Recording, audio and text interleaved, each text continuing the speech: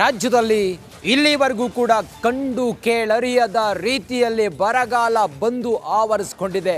ಬಿಸಿಲ ನಾಡಿನಲ್ಲಿ ಅದಕ್ಕೇನು ಹೊರತಾಗಿಲ್ಲ. ಹನಿ ಹನಿ ನೀರಿಗೂ ಕೂಡ ತಾತ್ವಾರ ಎದುರಾಗಿದೆ.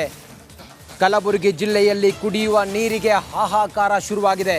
ನಗರದ ಜನರ ದಾಹವನ್ನು ತೀರಿಸೋದಕ್ಕೆ ಚರಂಡಿ ನೀರನ್ನು ಪೂರೈಕೆ ಮಾಡ್ತಾ ಇದ್ದಾರೆ. ನಗರದ ಜನರ ದಾಹವನ್ನು ತೀರಿಸೋದಕ್ಕೆ ಚರಂಡಿ ನೀರನ್ನು ಪೂರೈಸ್ತಾ ಇದ್ದಾರೆ. ಸರಡಗಿ ಬ್ಯಾರೇಜ್ ಬಳಿ ಭೀಮಾ ನದಿಗೆ ಚರಂಡಿ ನೀರು ಸೇರ್ತಾ ಇದೆ. ಭೀಮಾ ನದಿಯಿಂದ ಅದೇ ನೀರನ್ನು ಕಲಬುರಗಿ ಜನರಿಗೆ ಸರಬರಾಜು ಮಾಡ್ತಾ ಇದ್ದಾರೆ. ಆ ನೀರನ್ನೇ ಜನ ಕುಡಿತಾ ಇದ್ದಾರೆ. ಕಲುಷಿತ ನೀರು ಪೂರೈಸುತ್ತಿರುವ ಅಧಿಕಾರಿಗಳ ವಿರುದ್ಧ ಆಕ್ರೋಶವನ್ನು ಹೊರಹಾಕ್ತಾ ಇದ್ದಾರೆ.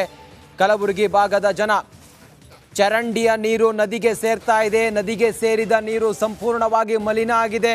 ಆ ಚರಂಡಿ ನೀರನ್ನೇ ಕಲಬುರಗಿ ಭಾಗದ ಜನರಿಗೆ ಸರಬರಾಜು ಮಾಡ್ತಾ ಇದ್ದಾರೆ. ಕಲಬುರಗಿ ಭಾಗದ ಜನ ಅದೇ ನೀರನ್ನು ಈ ಭೀಕರ ಬರಗಾಲದಲ್ಲಿ ಬೇರೆ ವಿಧಿ ಇಲ್ಲದೆ ಅದೇ ನೀರನ್ನು ಕುಡಿತಾ ಇದ್ದಾರೆ.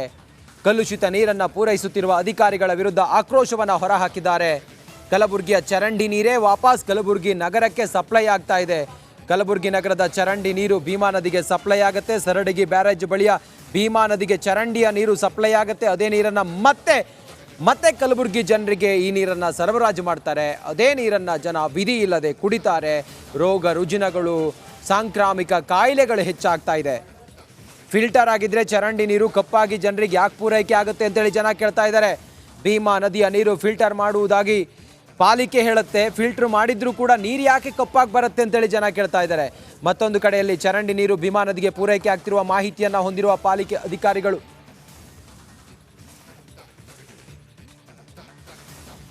ಮೊದಲೇ ರಾಜ್ಯದಲ್ಲಿ ಭೀಕರ ಬರಗಾಲ.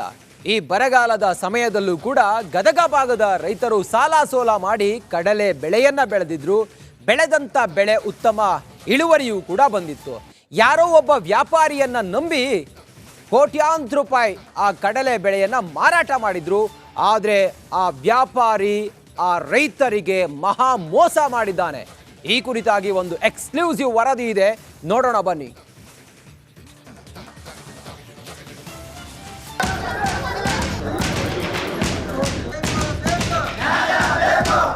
ಜಿಲ್ಲಾಧಿಕಾರಿ ಕಚೇರಿ ಮುಂದೆ ರೈತರ ದಂಡು. ಬೇಕೇ ಬೇಕು, ನಮಗೆ ನ್ಯಾಯ ಬೇಕು ಅಂತ ಘೋಷಣೆ. ಹಣ ಸಿಗದೆ ಮಹಿಳಾ ಸಂಘದ ಸದಸ್ಯರ ಕಣ್ಣೀರು. ಎಲ್ಲ ದೃಶ್ಯಗಳು ಕಂಡು ಬಂದಿದ್ದು ಗದಗ ಜಿಲ್ಲೆಯಲ್ಲಿ.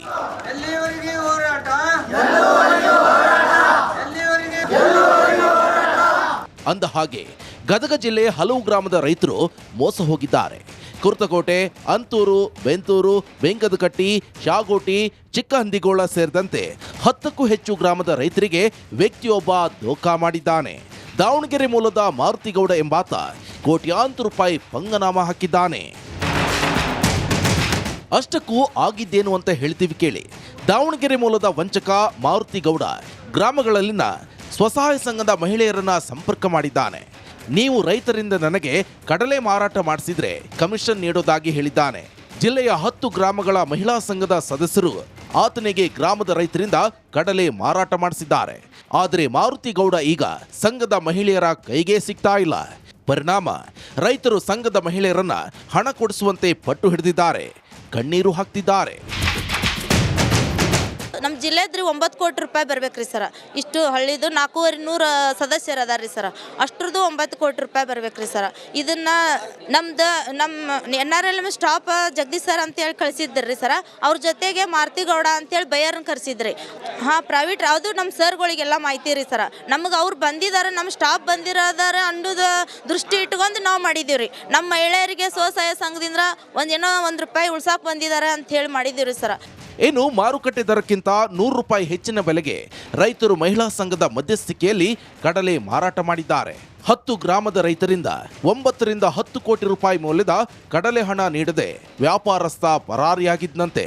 ಕೂಡಲೇ ಗದಗ ಜಿಲ್ಲಾಧಿಕಾರಿಗಳು ಕೃಷಿ ಇಲಾಖೆಗೆ ನಮಗೆ ನ್ಯಾಯ ಕೊಡಿಸಬೇಕು ಅಂತ ರೈತರು ಒತ್ತಾಯಿಸುತ್ತಿದ್ದಾರೆ. 100 ರೂಪಾಯಿ ಆಶೆಕ್ಕೆ ಹೆಚ್ಚಿಗೆ ತೊಗೊಂಡೇವಿ. ಅದು ಎದಕ್ಕೆ ಕೊಟ್ಟೇವಿ ಅಂದ್ರೆ ನಾವು ಯಾರಿಗೆ ಕೊಡೋರಲ್ಲ. ನಾವು ಮಾಲ್ ನೋಡಿ ತರೋಕ್ಕ ತಗ ಮಾಲ್ ಅಂತಿದ್ವಿ. ಯಾಕೆ ಕೊಟ್ಟೇವಿ ಅಂದ್ರೆ ಇಲ್ಲೇ ಸಂಘ ಐತಲ್ಲ, ಒಬ್ಬರು ವೈಯಕ್ತಿಕ ಮಾತಾಡೋದಕ್ಕೆ ಒಂದು ಸಂಘಟನೆ ಇರೋದಕ್ಕೆ ವ್ಯತ್ಯಾಸ ಆಗುತ್ತೆ ಅಂತೇಳಿ ಇವ್ರು ಮಹಿಳೆಯರು ನೋಡಿ ನಾವು ಆ ಸಂಘಕ್ಕೆ ನಮ್ಮ ಕಡ್ಲಿ ಕೊಟ್ಟೇವಿ. ಇನ್ನಾದರೂ ನಮ್ಗೆ ರೊಕ್ಕ ಬಂದಿಲ್ಲ.